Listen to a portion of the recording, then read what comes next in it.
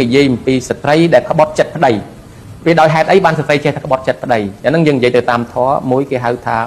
អារាមកៈម្នាក់លីកៈម្នាក់សីឡាអារាមកៈម្នាក់សីឡាមានន័យថាឧស្សាហ៍ដើរទៅលេងសួនច្បារស្ត្រីណាដែលចូលចិត្តទៅតែម្នាក់ឯងចោលប្តីដើរលេងនេះដើរលេងនៅតំបន់ទេសចរទេសនេះនោះមនុស្សហ្នឹងភាគច្រើនតទៅមុខនឹងក្បត់ដែរថាឃើញអ្នកផ្សេង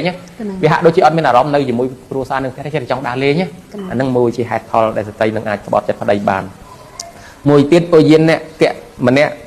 សីឡាឧស្សាហ៍ដើរទៅលេងឧស្សាហ៍ដើរទៅលេងឧស្សាហ៍ដើរមានន័យថាថ្ងៃយើងហៅថាតំបន់ទេសចរណាដើរទៅចោលប្តីចោលគ្រួសារចោលកូនទៅជួនកាលនឹងអាចជួបអ្នកផ្សេងឬក៏អ្នកអាចគេចាប់អាចជួបហានិភ័យច្រើនណាមិនអញ្ចឹងហើយបើយើងអត់ខ្លាចគេចាប់អីផងយើងហ៊ានទៅតែឯងទៅអ្នកផ្សេងអីចឹងមនុស្សនឹងដូចជាពិបាកទុកចិត្តហើយទី3អ្នកទីតថាកៈម្នាក់សីឡាអាសាដើរទៅលេងកំពង់ទឹកអាកំពង់ទឹកហ្នឹងពីជំនាន់បុរាណអាសាមានគេចាប់គេធ្វើបាបច្រើនពេលយើងទៅងូតទឹកអីព្រោះពីមុនវាអត់មានបន្ទប់ទឹកអត់មានអីនៅអញ្ចឹងទេទៅងូតទឹកនៅកំពង់ណាទៅដោះដូរទំនៀមបំពាក់ងូតទឹកអីមានអ្នកនៅចាំពូនអីចាំចាប់អញ្ចឹងហើយអាស្ត្រីអាសាទៅកំពង់ទឹកញឹកញាប់ហ្នឹងជួនកាលទៅវាជួបបញ្ហាហ្នឹងបានគេហាមកុំឲ្យសូវទៅញឹកញាប់ពេកឯទី4គេហៅថាញាតិកលកៈម្នាក់សីឡាអាសាដើរទៅកាន់តកូលនៃញាតិទៅលេងផ្ទះគេទៅលេងផ្ទះនេះផ្ទះនោះមិត្តភ័ក្តិអីទៅញឹកញយទៅជួនកាលវាឆ្លោះធ្លួយដោយសារខ្លួនឯងក៏ថាបានដោយសារគេចាប់គេធ្វើបាបគេបង្ខំគាត់ថាបានអញ្ចឹងវាអាចមានបញ្ហាដោយសារអញ្ចឹងដែរនឹងបានប្រយ័ត្ន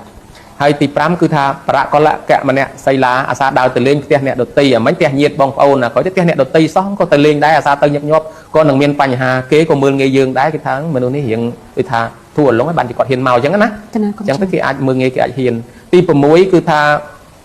អភរណាយៈម្នាក់សីឡាអាសាដើរទៅរកគ្រឿងតែងខ្លួនគឺថាមនុស្សនឹងចូលចិត្តដើរទៅរកប្រដាប់តែងខ្លួនទៅដើរទិញទៅគ្រឿងអលង្ការសពបែបយ៉ាងចុះមនុស្សពីដើមថាតែងខ្លួនឲ្យស្អាតឲ្យមានប្តីដល់ឥឡូវមានប្តីហើយនៅខំធ្វើទៀតតែធ្វើអញ្ចឹងព្រៀងកាត់គេសញ្ញាធ្វើដើម្បីដូចពាណិជ្ជកម្មស្វែងរកប្រម៉ូសិនរកអីទៀតណាអានឹងវាជាហេតុមួយដែរទី7គឺថាមជ្ជបាយិនីចូលចិត្តផឹកទឹកសបឹងអាហ្នឹងតែទៅចូលក្លែមជាមួយគេវាយវងជាមួយគេទៅសបឹងបាក់ស្មារតីគេធ្វើម៉េចក៏បានដែរអាហ្នឹងវាមានបញ្ហាមួយដែរទី8គេហៅថាផិតិកិច្ច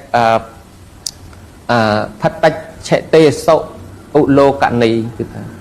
ផតិឆតេសុឧលោកនីផតិឆតេសុឧលោកនីហ្នឹងមានន័យថាចូលចិត្តសម្លឹងមើលតាមចន្លោះជញ្ជាំងនិងតាមបង្អួចអាហ្នឹងមានន័យចូលចិត្តលបមើលគេចូលចិត្តលបមើលគេ